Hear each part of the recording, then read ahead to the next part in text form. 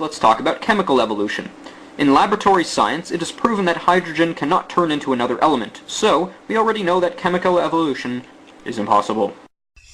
Actually, the sun is powered by hydrogen being converted into higher elements by a process called fusion. It's the energy released from this fusion that heats and lights the Earth.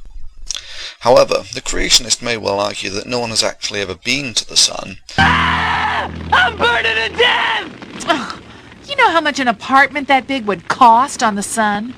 So let's discount the sun for the moment. Here on Earth, there are numerous groups working on laser fusion where hydrogen is converted into higher elements. Then of course there's the International Thermonuclear Experimental Reactor, currently being built in France, which is designed to harness the energy released from the fusion of hydrogen into helium.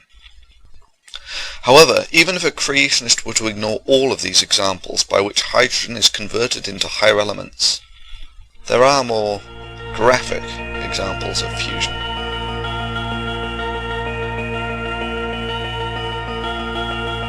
It is proven that hydrogen cannot turn into another element. Hydrogen cannot turn into another element, which we've proven to be impossible.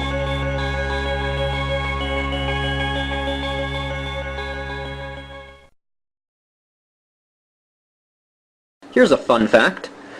Because the moon can eclipse the sun so perfectly, we can measure the constituency of the sun, the materials and elements on its surface, by observing the pinkish arc of the chromosphere at the moment of totality. Here's a fun fact. The only reason we cannot observe the elements on the surface of the sun all the time is because we live under an atmosphere.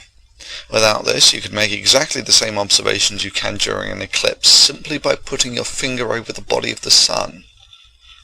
Here's a fun fact. If we could actually see in the H-alpha wavelength, we would be able to directly observe the dynamic behavior of the surface of the sun.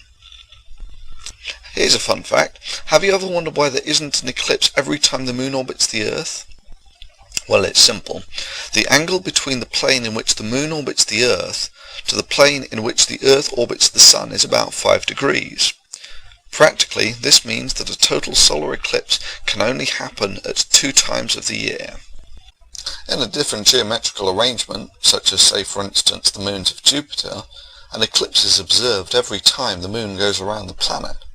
The moon fits over the sun so perfectly that it makes it possible to observe the surface of the sun. Otherwise this would be impossible. If the moon was too big or too small, it would be impossible. Because of our vantage point from the Earth, the moon fits perfectly over the sun, the chances of which are 1 in a trillion.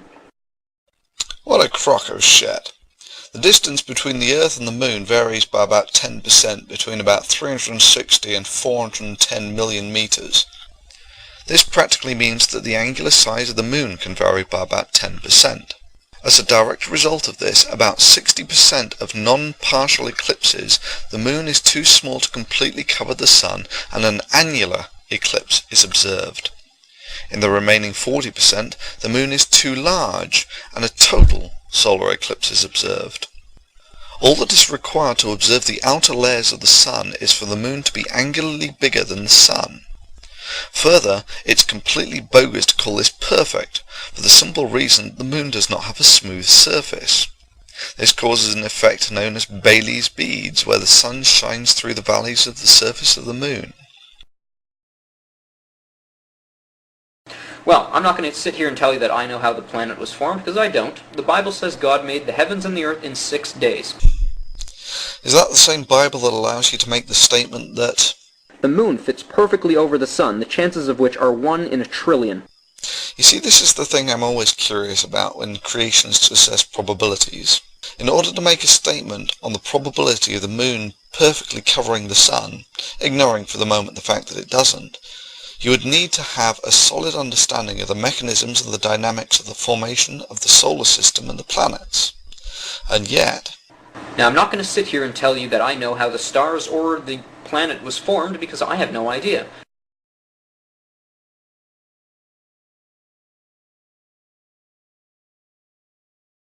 Clearly this is pure imagination, yet it's in a science textbook.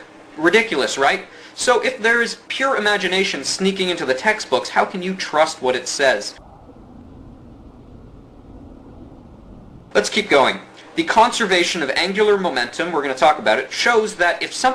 What, you mean the conservation of angular momentum that's in all the textbooks which only moments ago you described as containing complete imagination and as ridiculous?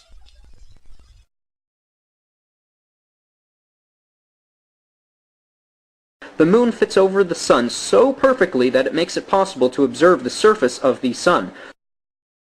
In laboratory science, it is proven that hydrogen cannot turn into another element, so we already know that chemical evolution is impossible, and the chances of which are 1 in a trillion.